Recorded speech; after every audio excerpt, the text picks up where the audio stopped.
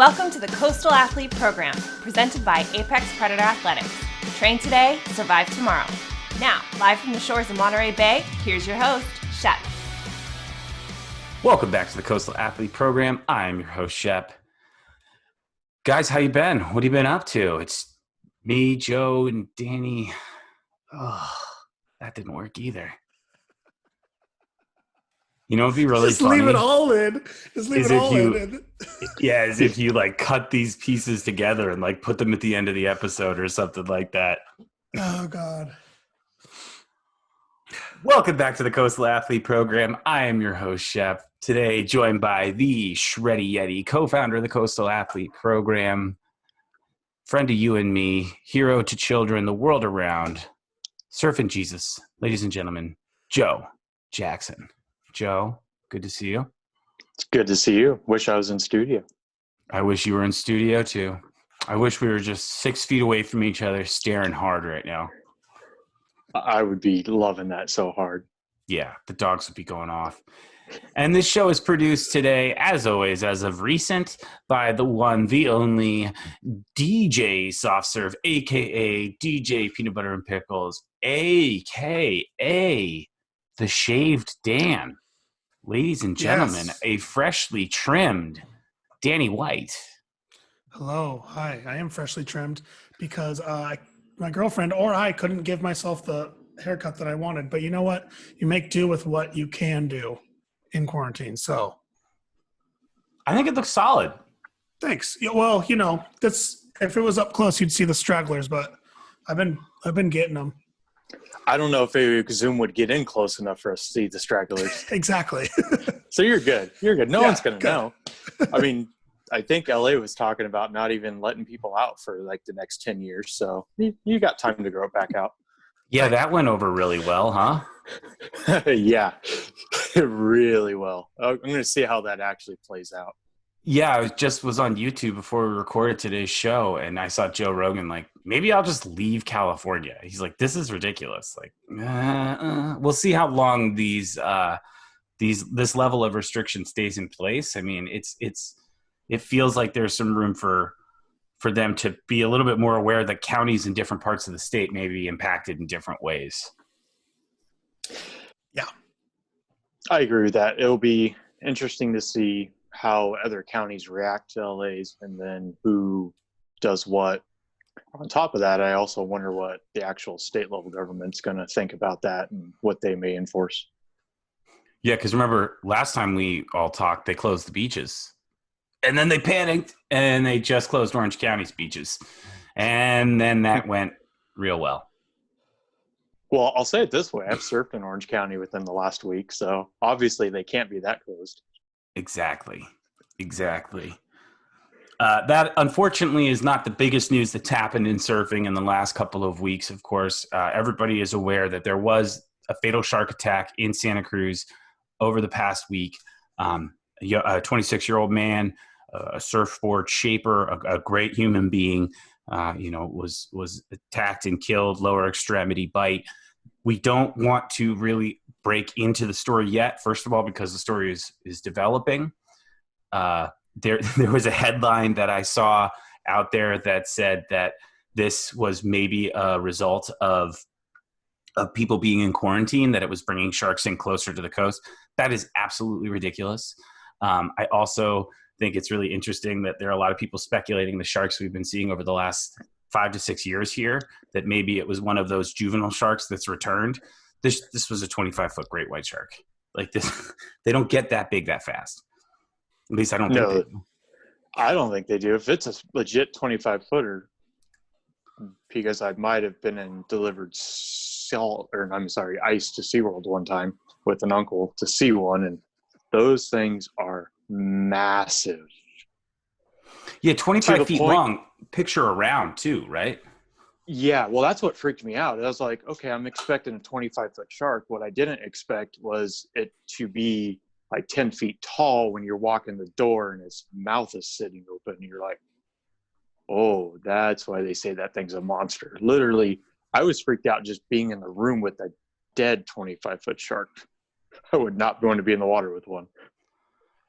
You know, there's a lot of questions that have been out there. If you go to social media, there's a lot of people speculating. The surfer was pronounced dead on the scene.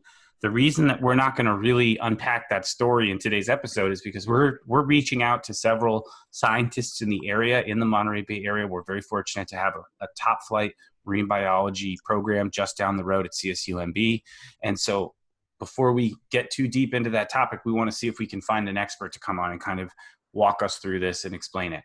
I will, however, point out this is the first fatal attack that's happened in this area in over, I think, over 50 years. I probably should have looked that up before we went on the air today, but I did not. It was definitely a very long time, at least for Santa Cruz County. It's been a long time. Yeah. And I know we said we're going to wait for an expert, but I just want to put this out there.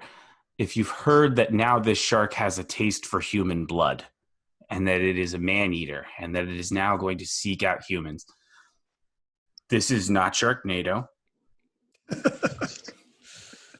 I need you to take it easy. I know that we're all locked in our house, but recreational cannabis can be abused if you're not careful, okay? If you really think that now this shark is out there, like with a pen and paper, basically being like, where do I find more of that delicious human blood? Like, we would be so toast. We would be so toast. If sharks developed human taste, yeah. After one attack. Yeah. I'll stay away from that one for right now. But I will laugh. Hey, speaking of which, you know, I would love to say it was a little birdie, but it was not. It was a rather big birdie. Said that you may or may not have had some type of social interaction, violated social distance rules with the sea predator. Well, yeah, Jose, I'm always within like 2 to 3 feet of Jose when I'm out surfing with him. So we're definitely breaking social distancing boundaries every time. However, I think you're referring to the very young teenage possible predator that was roaming through the lineup like yesterday. Where? This was in Orange County at what's called Churches, which is right next to Lower Trestles. It's the surf breaks just south of Lower Trestles. So me and my buddy were out there. It was probably 5 to 6 foot, occasional 8-footers coming through. And we were just sitting there. We could see some bumps out the back. And then one of our buddies is like, what's that little tip? And I was like, not going to say anything. Not going to say anything, even though I'm laying in the water. Yeah. So I have the most amount of body in the water, and I'm also sitting in a very precarious position. So it probably looked very interesting to a shark. And we were cruising. They were just cruising through the lineup. And basically, it was kind of shadowing the outside of the surfers, but not inside the surf line. He was So it was staying outside the sand, basically? It's all cobblestone. So it's a little bit weird there at Churches. A lot of people don't know. It's all cobblestone, basically from Sano to Cotton's Point. It's all cobblestone through there. So he was just roaming, coming through. I have seen juvenile white sharks at Churches and at Sano, but it's probably been at Sano. I've seen them in the last couple of years. At Churches, I have not actually seen one in probably 10 years, almost 15 years. So that was kind of surprising. The funny thing is Jose immediately was like, hey, we got to go. And I'm like, no, dude, it's good. The shark is literally swimming like parallel to us. The shark would be coming into us if it really wanted us. We wouldn't see 2 inches of its top dorsal fin sitting off the top. So he was like, no, we need to go. And he's like, you're too much in the water. I'm like, yeah, whatever. If it comes within near me. That's very considerate of him. I just want to put that out there. It's extremely considerate. It is. So at one point, the shark probably got close enough where if I lunged far enough, I probably could have kicked twice and reached it if I wanted to. So it kind of was swimming around. Luckily, a giant set rolled through. So Jose probably got a nice solid 8-foot right-hander and literally took it from where the trestle starts. If you kind of are familiar with the area, where the trestle starts is where we took off. and he made it all the way into the beach at Churches. So, and then I just swam straight in, because then I remembered that someone was attacked there a couple of years ago and got a pretty significant shark bite there. But I don't think that was quite a juvenile as small as this one. This one probably looks 6, maybe 7 feet, if that. So if you are familiar with white sharks in the water, 6 to 7 foot really does not look that big to me, but maybe I'm skewed because I've been looked at by an eye of a 12-foot white shark before. I've seen very large ones that were dead, so probably my scale is off. So yeah, we got the surf with the sea predator. But I'll tell you, we've had some good surf the last couple of weeks. Yeah, it's been pumping up here. Probably Monday, Jose caught 3 waves in 3.5 hours of getting her asses beat. Damn. And that just get smoked. Yeah. So we were at a spot called Terramar in San Diego. It's kind of got a reef bottom, kind of flanking 2 beach breaks. Pretty well known in Carlsbad. So we went out there because there's beach stair access for him to get to, and went out there. I looked at it and I was like, oh no, we're going out at low tide, which at that spot means the main channel walls up. So as we're trying to kick out, we're getting smoked by 6 to 8 foot set waves. And then there was probably 9 to 10 foot cleaners coming through every once in a while. And they were pretty staggered interval, where there was a few times we would get blown in 2 or 3 times and then we'd have to reset, go back out. But as the tide kind of came in, it started pulling the rights and lefts off. But yeah, Monday was really interesting. Yesterday was fun at Churches for other interesting reasons. The cool thing about Churches is we usually run into a lot of veterans, so we get to talk about one more wave a lot. So that's really fun. So yeah, and other than that, we've had a few runs of northwest swell, west swell, and southwest swell. So this is a beautiful time of year for San Diego because you can get spots that take combos well. Orange County's the same way. So it's been a lot of fun. Plus we have at least another week's worth of good surf coming through. So it'll be fun. It'll be good. We're going to get another good round on Monday, Tuesday of the South. Has it been hard going from being locked in your house for 2 months to like maintaining this really intensive surf schedule again? Physically, it is demanding. I also don't mind because I have forced recovery time now. So I have time that I am forced that I have to go home because of social distancing and what's going on and stay-at-home orders. So one, it's been hard to maintain fitness to get back in the water so quickly. So when I have been back in, I've been getting smoked more easily. I've been pretty surprised how easily my body's been returning, though. I think not being on cardiac meds helps a lot. It's awesome, man. Yeah, thank you. I stopped my cardiac meds probably about 2 or 3 weeks ago under doctor's orders. So it's been interesting to get my heart rate back up to 180 and 200 again. To give a baseline, I hadn't seen a heart rate over 121 since probably the end of 2017. So probably 2.5 years. So yeah, do you think that that's a byproduct of the surgery or your improved mental health? Is it a combination of all of those things?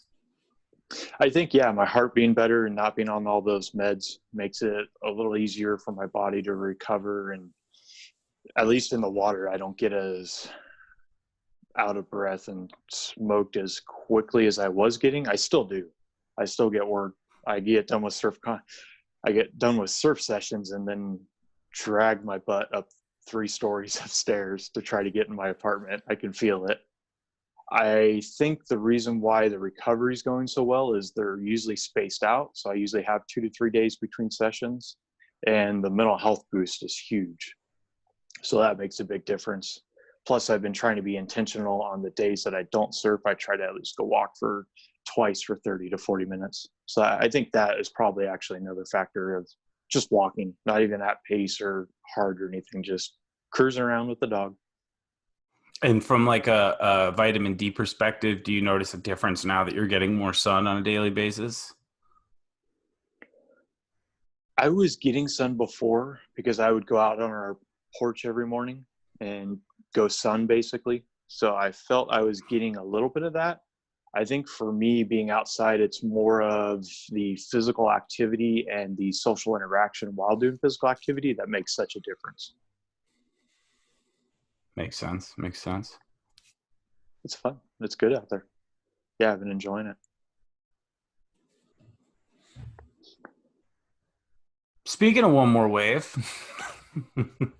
couple of housekeeping notes. First thing is, I'm sure I didn't mention it earlier, but if you're listening to this episode right now, you can also watch it on YouTube.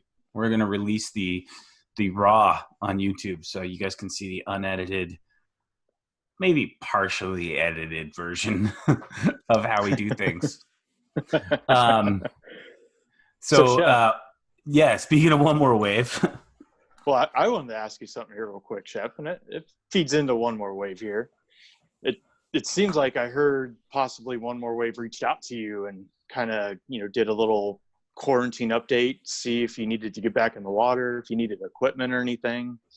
And if I remember right, I think you possibly talked to them about something. You want to talk about that? We're maybe? Well beyond the talking. Yeah, we're well beyond the talking stage. There's a lot of exciting news. Rob called me. I've been with One More Wave for a while now. I don't remember when you got me hooked up with them, Joe. But it was pretty early on. I think I was hounding you pretty hard. Like, you need to apply. Okay, now you have to turn in your DD-214. They know who you are. You have to apply. Exactly, yeah. And I'm glad I did it. I'm so glad I did it. And Rob and I talked, and we basically talked about how it's been really hard getting the boat to and from the water. And so he gave me... You're talking about what boat again? My surf ski, the big green weenie. Yeah. So that's like 19 foot, correct? I'm just trying to 16 remember. 16 feet, about 50 pounds. But it's the awkwardness of it, getting it up overhead and onto the top of the car and down, or like pushing it the 3/4 of a mile from my house down to the water's edge. And then when you're tired and cold at the end of your training, pushing it uphill back.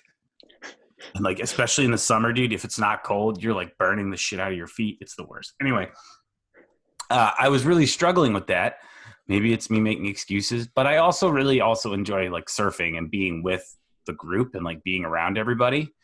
And so Rob has basically, they've been making these boards out of EPS, which I've never heard or seen before. I'm not sure whether it's going to be fiberglass on the sides or if it's going to be a sponge. I'm not really sure exactly what it's going to be, but I do know what the shape is going to be. I don't remember if we told the story, but Joe and I went surfing with Arturo. Was it like 6 months ago, maybe? It was a while ago because it was last year. It might have been before I got married. So might have been a little bit more than 6 months, but not quite a year. Yeah, it was definitely before you got married. But yeah, so I was riding, we went to ITS and I went down towards, like, we were surfing at the end of ITS by the lighthouse. And me being me, I was like, oh, look, there's this big, nasty occasional peak over in the boneyard. The conditions were really nice. It wasn't windy. It was like 2 to 4, very manageable stuff at low tide. And so I like went over to boneyard. And then as soon as I was in it, it got like really sloppy and really windy, and 2 to 4 turned into like 4 to 6. And it just like, it was a complete, like that spot just completely exploded. And I almost got snapped in half going down on the Thing, my favorite board ever. The board that was a prototype from California Surfcraft that Joe purchased, and that I and my fat ass then cracked the back half of the tail. To this day, I think I am the only person ever to snap a piece of a California Surfcraft. Is that right, Joe? I believe so, and I believe there was just something going on with the resin or fiberglass. Not that there was anything wrong with California Surfcraft. I think that was just a one freak random thing, and I think you and I have very good skills to figure out weaknesses of surf products. You're too so bummed. So I had this this flappy tail that was like half hanging on. So when Joe and I went up to California Surfcraft, when they made me my custom board, the Magic Carpet, right? The 43, which is Isn't huge. that And behind you right now, over your shoulder? it is. No, it's not. It's not that behind me. What's behind me right now is the blade. Oh, the gangster, the new hot freshness. That thing is deadly. Absolutely deadly, but amazing. Yeah. If you're not watching on YouTube, this gives you a good excuse to come and watch it on YouTube. One time at It's, actually, the last time I'd been to It's before this time that I'm telling you about, and I'll finish that story in just a sec, I gravediggered this thing, and it landed like in my guts. Joe remembers I had a black line from love handle to love handle across my stomach for like a month and a half. Basically, the belly button kind of connected the two. Yeah, it was gnarly. But yeah, so basically, I got smoked at It's and just like barely got out myself, and then turned around to look for the board, and the board was completely gone. And it was a huge bummer, and I searched for it for like over an hour, and I checked everywhere, but I think that it got sucked into this hole that was right in the middle of where all these rocks were. And it's like, if it did come up, it might come up next year when the bars change again or something like that. But long story short, fortunately, before I was a jackass and lost the board, Joe and I traced the thing. So when we're up at California Surfcraft, they let us go into their shaping room and throw that cracked board onto the table. And Joe designed what he thought would be the ideal asymmetrical board. So for me, anyways, for him, what it became was like my favorite board of all time, which I then killed. So the point is, fortunately, we had traced the thing onto the blade right before the end of days. And the blade, like the thing had like a modified nose. It had like a way more aggressive nose, and it had really pulled in rails, and it was just a sweet device. Long story short, that's the board that I have One More Wave building for me. I measured that out, gave them all the dimensions, sent pictures, met with the shaper or talked with him on the phone. Mr. Dan Van Zanten. Yeah. I'm going to ask Joe to tell you guys a little bit about Mr. Van Sant, mostly because Joe is much more knowledgeable about how to communicate the history of shapers. But I have never had a custom board like this made other than a California Surfcraft, and everybody knows how loyal I've been to that brand as a result of that, between the kickboard and the bodyboards and all that. I am beyond excited to see this man's handiwork. He sounds like an incredibly talented artist. Joe, tell us all a little bit about Mr. Van Sant. Dan Van Zanten, Dan, not Dave. Dan, I hope I didn't say Dave. Dan, Mr. Van Zanten, he's a longtime shaper. I believe he shaped for 30, nearly 40 years. 40 years. Before he took a break. Yeah, nearly. I believe at least one surfer that he had on his roster while they were on the world tour basically won, though I think, the world championship that year. However, the last contest, the Pipe Master contest, the one that counted and got the championship win for this surfer, the guy decided not to use one of Mr. Van Zanten's board, even though he was sponsored by him. And then Dan basically said, the heck with it. If people are not going to be this loyal and I'm going to put all this work in for so much time, I'm just going to walk away. So I think he walked away for nearly 20 years. Not exactly sure what brought him back. However, one of the guys at One More Wave got a hold of him. He told me that story, actually. Oh, he know that part of the story. Yeah, so he was saying that he was shaping a board either for himself or for a friend. And the other person that was in the rent-a-bay with him was the first shaper that One More Wave had. And he said that is Micah Shanahan from Attic Surfboards. He was the original shaper for One More Wave and did all the stuff for One More Wave for years. And when Micah started to get more and more opportunities away from One More Wave, the time had come to like bring in another shaper to help carry the load. He said that One More Wave was looking for someone who had a lot of experience making everything, not just dagger boards, not just guns, like somebody who could literally just take anything and make surfcraft out of it. And that's how he got picked. That's important to know, because there are actually a lot of shapers that specifically stick to certain styles of surfboards. Like they may make like dagger, potato chip, small shortboards that are very performance. Yeah. Or they may focus on like fishes. There's guys that just focus on knee boards. You know, there's guys that understand some prone stuff, but they're mainly knee boarders. Then there's guys that just do like stand-up paddle or long boards. It's really hard to find a shaper that can make a stand-up paddle, a longboard, a shortboard, and like a knee board. That's just usually not heard of. But Dan does have all that experience because he started so early and so young and just did everything. I think he even made some bodyboards before he started making them for One More Wave too. I don't know. It was actually really funny because when we were having our conversation, I'm trying to explain to him the thing, and I'm trying to explain California Surfcraft, and he's like, okay, it's cork. Okay, I got you. And then like he asked me a question. He's like, how thick is it? And I measured it, and I was like 5 millimeters. He's like, no, like how thick is the board? I was like, 5 millimeters. Can you like send me a picture of this thing or something? And I said, sir, with all due respect, I've been riding these things for the last 6 years. Like I'd be happy to. Like no one knows what the hell this thing is, what these things are, because I'm always taking them out and people are like, this guy's out here on like a piece of plywood or something. And so it was actually really cool because he got to nerd out and like ask me all these questions, and you kind of realize that those of us who have been hardcore California Surfcraft riders, you know, for all these years, and Joe, you're obviously like the pioneer of that. You introduced everybody I know to it. And you own like half of the boards, it feels like, that were ever manufactured.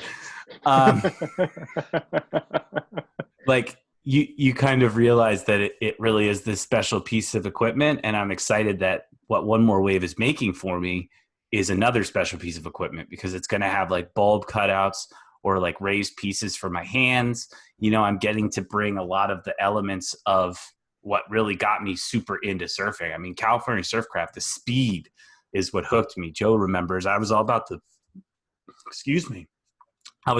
drop.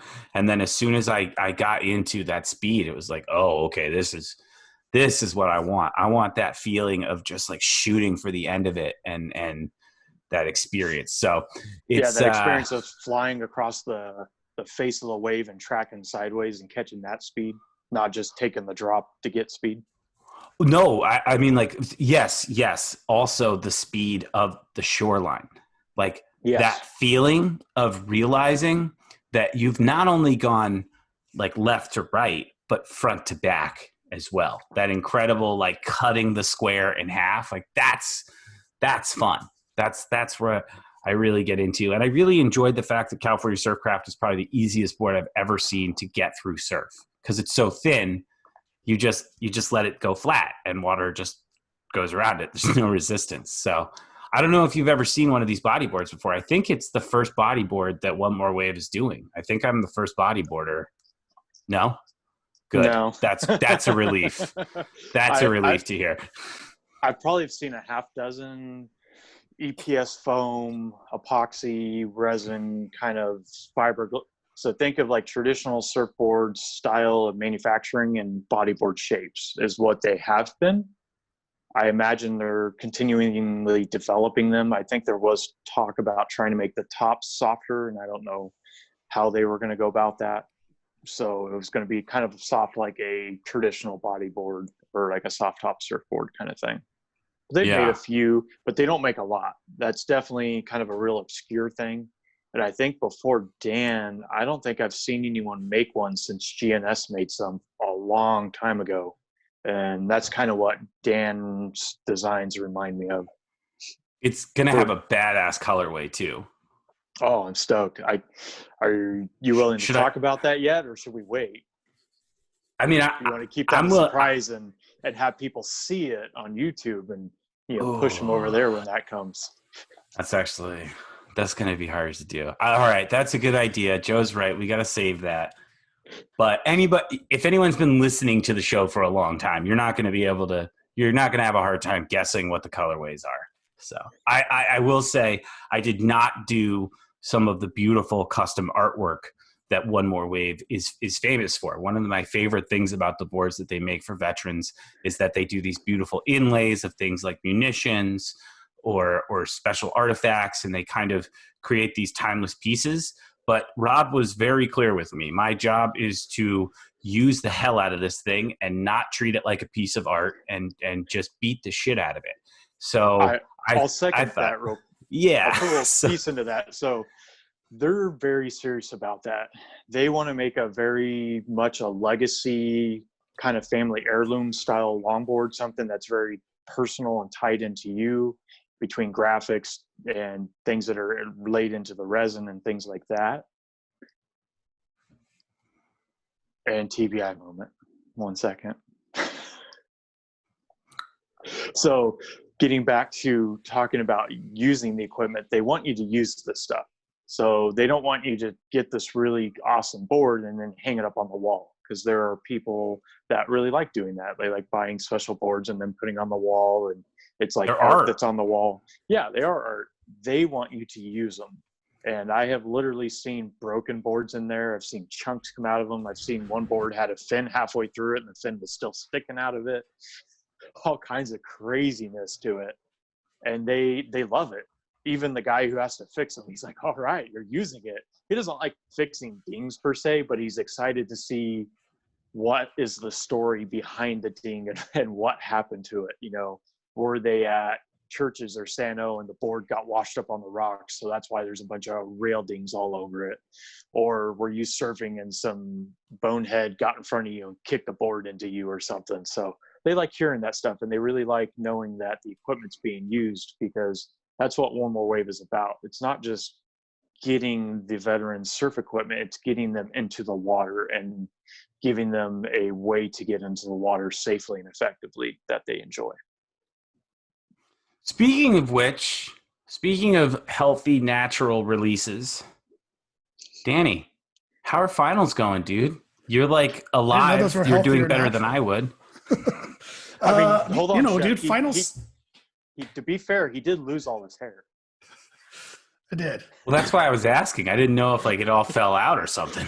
I know, stress. No, I still have some nice fuzz going. I'm good. Yeah, dude, finals suck. Nobody likes finals. But the cool thing about being a journalism major is you can't have 100-question final. Instead, I have, an article to write or video to edit. So that's a little bit better. But I did have an embarrassing thing happen to me. Today I had a final in my diversity class, and it was like a panel discussion panel, right? And so last Thursday we had a little warm up thing for it. So let me first start by saying that our original professor wasn't with us the whole semester because he had a hip replacement. Oh, yeah. So we had a fill-in for the whole semester. But our last assignment was this discussion panel. So the original professor came back to do this discussion panel with us about how coronavirus has affected journalism and how we've been overcoming that. So we do our troubleshooting. We do our walkthrough last Thursday, and I log into Zoom, and for the past, the last leg of the semester, I've just been blank screen, muted on, mute, so I don't have to. So I'm just eating breakfast, doing whatever. I'm on my phone in the middle of class. No one knows any better. But the professor comes on and he's like, I want everyone to show themselves so we can have a conversation with everybody. And I just audibly said, God damn it. And then it went quiet, and I didn't realize that my mute was off. My mute was off. He says, Daniel White, I don't see you, but I can hear you. And then I just my heart dropped into my ass, and I was like, dude, I was so beat red. And then I clicked the video, and I was like, hi. So my entire class heard that. And I felt like she recorded it. Yeah, I think they have it recorded. So yeah, people say, boomers aren't tech savvy, dude. I'm not tech savvy. You know what I mean? I can't believe I did that. It was like classic. At least I did. At least I had my pants on and no one, you know what I mean? But still, it's kind of embarrassing. Hey, Danny, just to be fair, just to let you know, I am usually nude in my One More Wave Zoom meetings, and they don't seem to mind, so I don't know why school would matter. But, man, that's got to be embarrassing to say something and not know you're not on mute. Yeah. It comes out. Very I wonder candid. why you lost all your hair. I know that night I was like, who am I? Just shaved it. Just taxi drivered it. Full Brittany? Exactly. Fucking terrible. So how'd it go? It's funny you say that about Zoom, though. Yo, Joe and Danny, it's funny you say that about Zoom because I was in a very uncomfortable Zoom meeting yesterday. We won't get too far into the details, but everybody knows what I'm talking about. And there were a lot of people in the meeting. So much so that there were multiple pages of gallery view. Yeah. And my tile ended right up next to the person who was making the statement through the whole meeting. So it's like number one person here and then me. And it was like, oh, fuck. Fuck. Yeah. But luckily, I had my rest of the video class- off and I was on mute. No. Oh, yeah. Okay. So go ahead. What were you saying? Well, the rest of the class, he just like, he kept calling on me. He'd ask a question, course. you know. I know. I was like, God damn it, dude. You're going to keep calling on me. It's like, great first impression. And he's like this, he's like a doctor. He has like his doctorate in journalism or whatever. And he's like this old school journalist who's been around for a long time. And I just like put my foot in my mouth, dude. Looked like an idiot. But I redeemed myself in the final, I think, because I tried to make a point of speaking a lot. So I think I still got an A. That's all that matters, right? That's what I like to hear. Whatever. I'll send some positive thoughts for you. Thank you. The rumor is that once finals is over, Danny, you're going to be like really taking it to another level, huh? How so? Well, my understanding is like Cap's going to have like crazy effects and we're going to have like, you're going to be able to take us through time. We're going to travel through time and stuff. I'm going to have so much time to do all these great things, you know? Exactly. Yeah. I'm just going to be stepping it up. Stepping it up. Do you have any more finals or are you done? Are you free finally? I have to finish my documentary by tomorrow. And then I have that. We have to present them on Friday. Then I have a media in law and ethics class on Monday, which all over my head because it's law and I have to remember all these old cases. And then I have my journalism class, which I've finished. I wrote my article and I did my video for that. So I think I'm kind of, I don't want to say coasting because I don't want to jinx myself, but hopefully you can coast. Yes, hopefully. Like I'm getting there. I'm getting there. Danny, you're going to kill me. We better hope that the audio works off of Zoom because my secondary audio recording never started. Well, you're the one recording, so you'll have it. Speaking of which, I've been watching this incredible show on Netflix. I don't know if you guys are into it, but it's called Sunderland Till I Die. No, dude, Tiger King, come on. That was like month one of quarantine. That's the whole reason I said it. Damn, Carol Baskin. It's funny because my wife hates that documentary series, but there's this lady in this town that every time we drive by, my wife's like, is that Carol Baskin? She lives in your neighborhood? Does Carol Baskins look like? No, we are not in Florida. No. Well, I want to walk around and go find her. Fair enough. But I've been watching this awesome show called Sunderland Till I Die.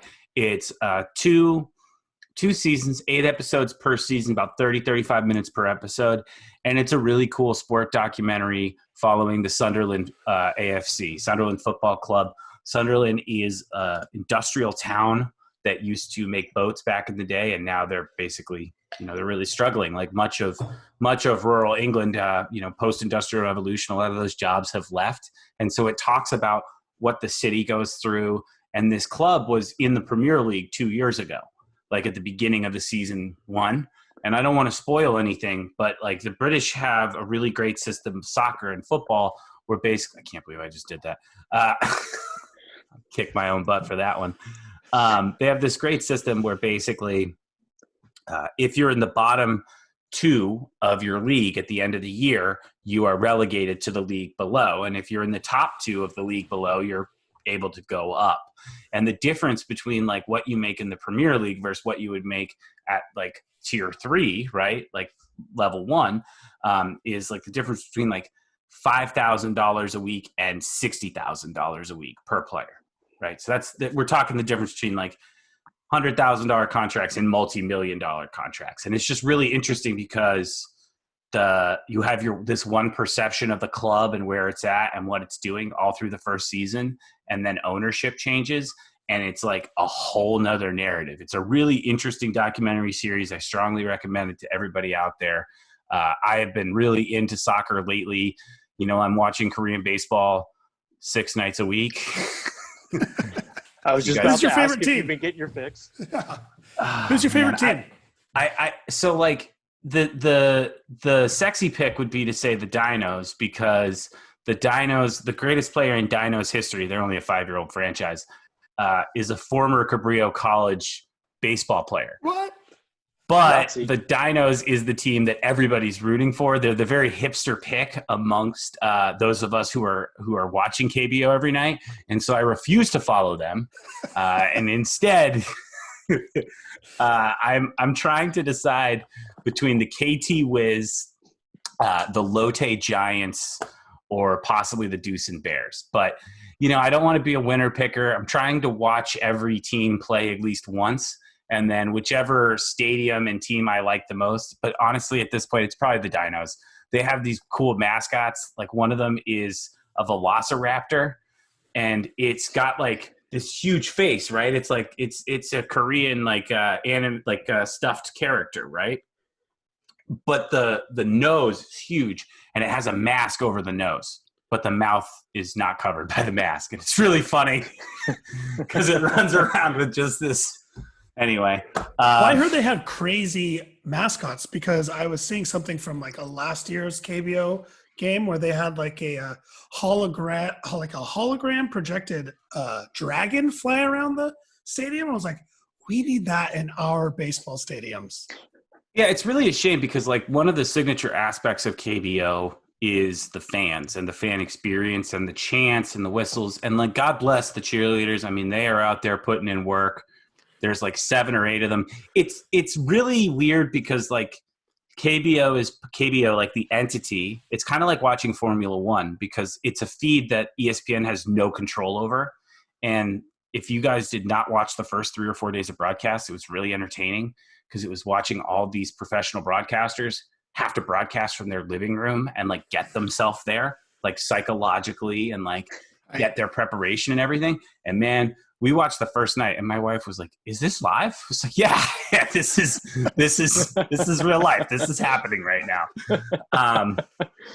And of course, you know, I don't know if you guys know, but on the very first night, there was a rain out, which was absolutely brutal. Fortunately, I saw something on Instagram. Yeah, fortunately, they played the game. They started at 30 minutes late, but when I first tuned in, it was like, and it's rained out, and Posey and I flipped out. We were not happy about it. But it's been really fun. On the nights I don't stay up to watch the game, which is most nights, what I do is I avoid ESPN completely. Very easy to do in the quarantine life. Right. And while I'm working on other stuff, be it for the school or for the club or for whoever or for CAP, I will open up YouTube TV in a secondary window, and I will basically like let it play, and I get the audio and everything like that. So it's been a really fun way of staying up.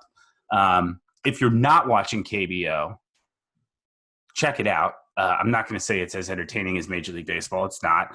But if you're a baseball junkie like I am, and you would watch, you know, 3 monkeys and a horse kick a ball around, like, yeah, I'm desperate. I'll watch any farm animal do virtually anything involving sports. Like, I'll watch chicken races if I have to. Which now I realize some of our audience are going to feel like that's me exploiting animals. But that was clearly a joke, people. Everybody knows chicken races are illegal.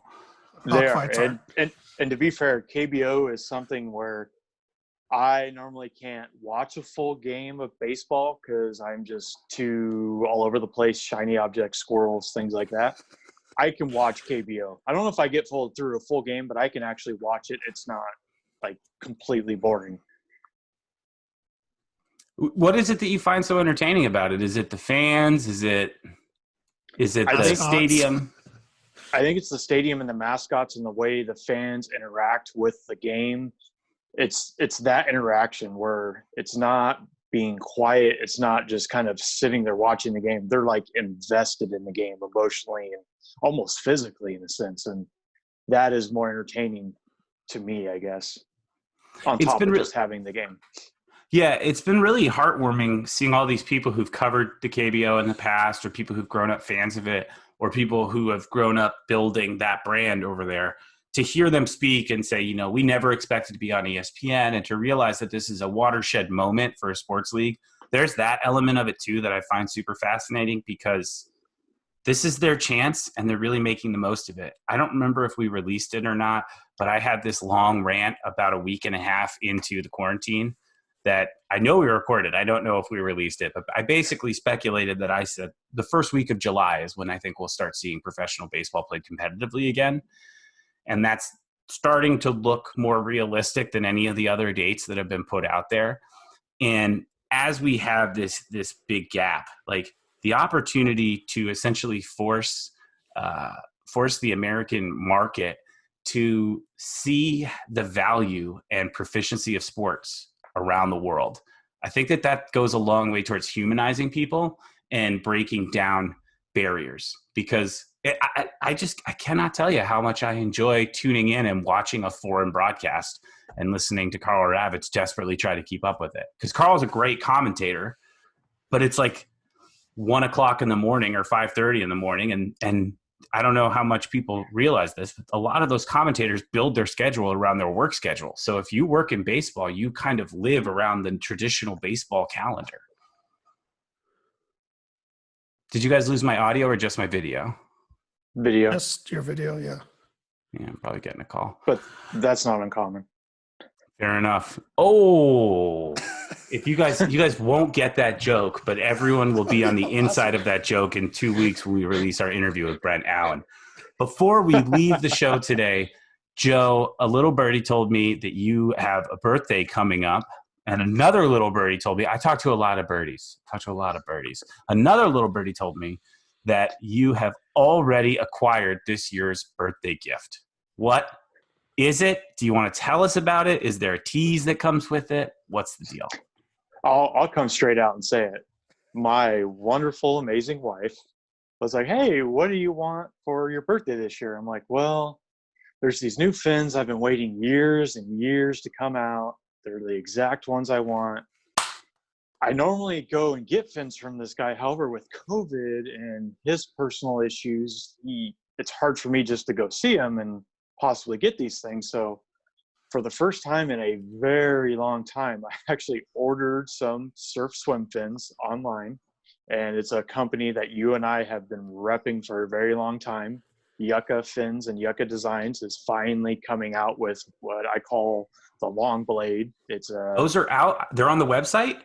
They are on the website for pre-order. We're hopefully going to be coming out mid-month. I haven't heard from Sean exactly when they'll come out.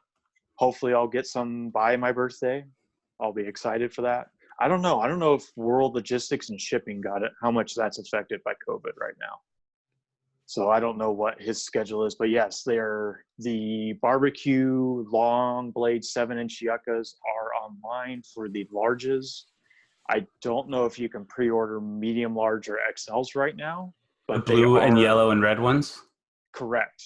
And the reason why that is, it's a play off of barbecue's name. Blue flame, yellow flame, red flame, when you look at a flame of something combusting, basically. I think he used the analogy of like a little camping stove that you use. Did you order XLs or larges? I ordered larges. I'm interested to see how they're going to fit. They're supposed to fit very much like a traditional Viper because they narrowed down the foot pocket for the large. That probably happened because of engineering and some things like that had the cause push that. Maybe we'll get Sean on to explain all that different stuff. But yeah, I ordered a set of larges. Hopefully I don't need XLs, and I'm excited. I have been waiting so long for these. When Sean first showed me initial like 3D printed yucca, I instantly asked him, well, where's the 7-inch? I need a long blade. I remember. We've had conversations with him about it off air. I'd love to have that conversation with him on air. When you guys hear my end of the audio, you're going to hear me clicking around like crazy during everything Joe just said, because of course I immediately went to the website.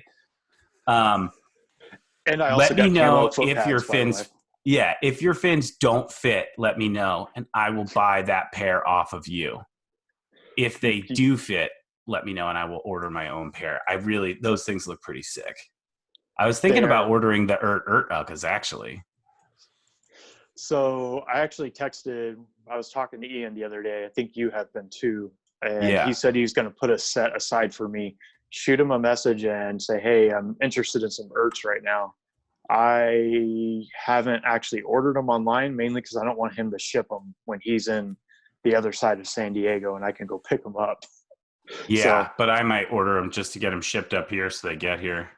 Yeah, I would. I don't know if they have any medium larges yet. I know they're starting to get low on the quantities because there was only so many. But yeah, get online, see if they're online too. You can go on urturt. I believe it's urturt.com.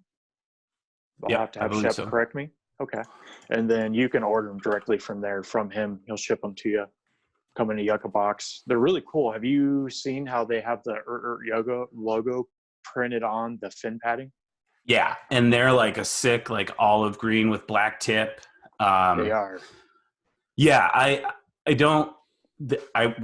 this isn't revealing it. They don't match the color scheme of my new board, but I'd be lying if I said I'm not looking for the perfect pair of fins to augment my new board's color scheme. Ooh. Ooh. This is going to be fun. It is. Man, if you guys have not checked out these websites, please do. urturt.com, onemorewave.org. Joe, any other plugs? And .com. I'm sorry, they have both. Wave does have onemorewave.com now. They grabbed that off the web. Good. Any other plugs you guys want to throw out before we get out of here today?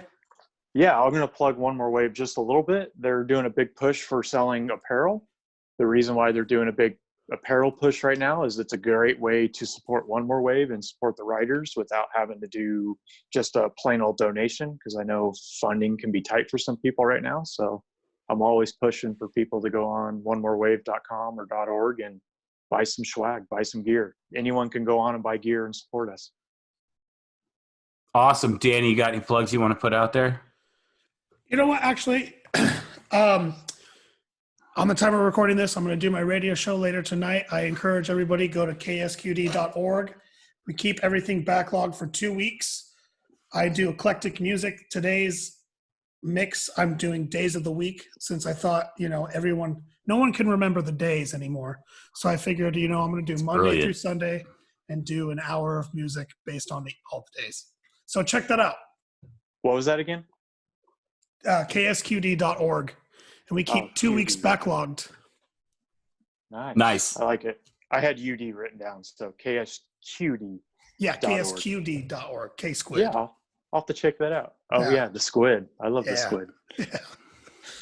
Well, we want to thank our sponsors, One More Wave and urturt. Thank you guys for everything that you do. Thanks for keeping us on the water, keeping us wet, keeping us wild. Thank you to Danny and Joe and everyone who's joined us today. In case you guys didn't know, Posey is snoring at my feet right now. She made a guest appearance in the middle of the show. I hope that you guys stay safe, stay healthy, get wet, get wild, and whatever you do, maintain 360 awareness when you're out in the water. Pay attention to your surroundings. Pay attention to what wildlife's doing around you. If you find yourself in an uncomfortable situation, it's always easier to extract early than late. Stay safe out there, folks. We're out.